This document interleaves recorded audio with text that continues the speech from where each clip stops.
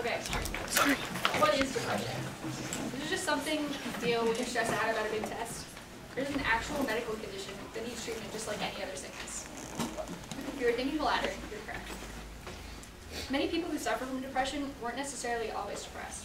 Even if they have a genetic predisposition to depression already, they still need to receive some kind of outside trigger to extract the chemical reaction in the brain that results in depression.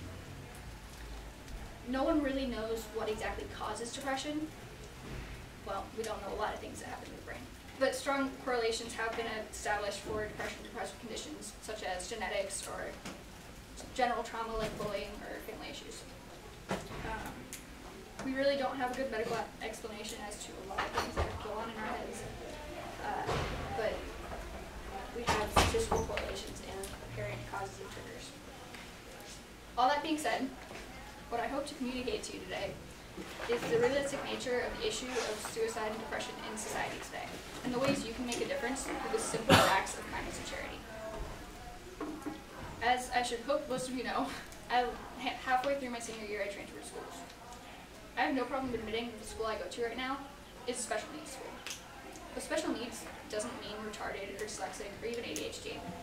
While these are valid handicaps, most of the kids at my school are there because at one point or another they were bullied.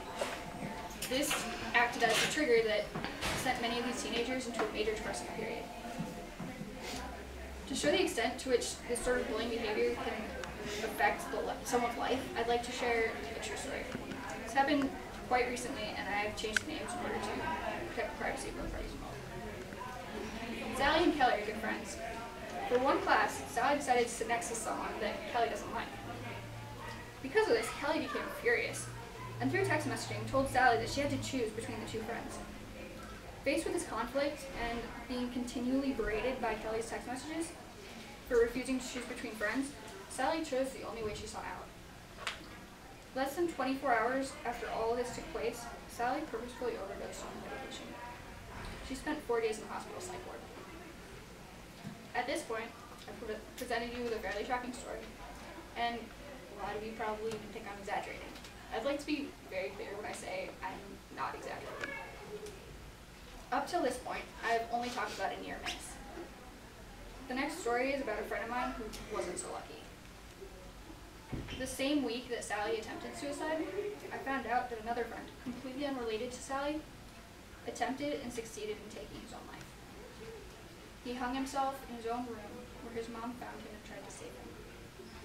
Although he was still technically alive when he made it to the hospital, within 2 days, his brainwaves became non-existent and his death was called. I later found out that apparently he had trouble making friends and talking to people because of his ADHD and Asperger's-like symptoms. This kind of really confused me because I never had a problem talking to him, striking up a conversation, just giving him a hug whenever I saw him. He was the sweetest guy you ever meet. So this was incredibly shocking for me. I'm sure you've all heard the phrase, if you don't have anything nice to say, don't say it at all. No phrase could be any more fitting. Many of those who are struggling develop a heightened awareness of the people and things around them. This is a defense mechanism that can be incredibly counterproductive. Even little comments like, she's weird, or, I heard she's really judgy, can be absolutely devastating to a person.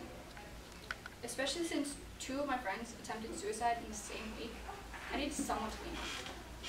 I've lost a lot of friends because of my depression, and I know others have too. Most likely, each and every one of you knows someone who's really hurting inside, and you don't even know it. So ask yourselves, do I really know what's going on in his or her life? And especially if you don't, even though it makes it that much easier to pick on them, just don't. If you're about to say something that's not nice, rethink it and don't. If you want to take advantage of someone else's kindness, don't. And for goodness sake, if a friend tries to reach out to you because they're hurting beyond what they feel they can handle, do not write them off. If anything happens to them and you could have made a difference, it'll make the blow all the more distressing to you. I've compiled some statistics to help demonstrate just how destructive suicide and depression are in our society today. In 2000, suicide was the 3rd leading cause for death for 15 to 24-year-olds in the U.S. Just 1 year later, in 2001, 30,000 people committed suicide in the US. And 90% of those people are diagnosable with a depressive condition. That's about 3 times the number of people who die as a result of gun violence every year. Nearly 10% of the people in the US today, 18 and older, are living with a depressive disorder. And 80% of those people are not being treated.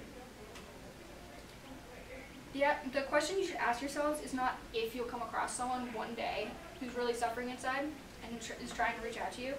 The question you should ask yourselves instead is, who do I know right now who I may have written off as just fine, or told just to be happy? Because those who have something to hide are often the best actors. Lastly, I'd like to address the stigma associated with being treated for a depressive disorder. Most people who suffer from depression won't admit it to themselves because they're trying to avoid conflict, or they think that it pegs them as being weak. A lot of this is internal, but a great deal of it is also because of the lack of understanding of depression in society today, as it is incredibly hard to relate to unless you have been there yourself. Common comments to people who are depressed are, just get over it, or you need to make the choice to be happy. Which only makes it all the more appealing to keep it all inside. I'd like to use an example to show just how unrealistic these comments are. Take diabetes, for example. Something internal that you can't see, yet you don't leave diabetics to go through life without treatment because it's a sign of weakness. Because it's not. It's something outside of their control. The same is true of depressive disorders. Depression is a sickness. Sicknesses that go untreated, even something as simple as a mild case of the flu, could kill you. Like other life-threatening issues, suicide and depression are real issues. The only difference being, we don't need to change any laws to fight against it. The difference you can make with that one smile, that one kind word, that one charitable gesture, could save someone's life. And I know this because I've been there, more than once. And I've been lucky enough to have someone pull me away from the edge each time, but others aren't so lucky. So speak up and be there for those you care about, or you may not be able to anymore. To sum up, I'd like to quote Lewis Wolpert's article, Stigma of Depression, A Personal View, published in the British Medical Bulletin. He states that, and I quote, "Depression is a serious illness of which I and other patients should not be ashamed, but this is hard to avoid. The stigma of depression is different from that of other mental illnesses, and largely due to the negative nature of the illness that makes depressives seem unattractive and unreliable. Self-stigmatization makes patients shameful and secretive and can prevent proper treatment. It may also cause somatization. A major contributing factor is that depression, for those who have not had it, is very hard to understand, and so can be seen as a sign of weakness. Openness by depressives and education in schools could help." End quote. Somatization means trying to communicate psychological distress through some kind of self-destructive behavior, like cutting or punching walls. And that's why I'm here today, to share my story and to show each and every one of you that you can make a difference in someone's life with the most insignificant gestures. Whether it's not saying something you know in your heart is hurtful, or stopping someone else when they're just being mean. But the most effective way to help someone who's struggling is just to be there for them.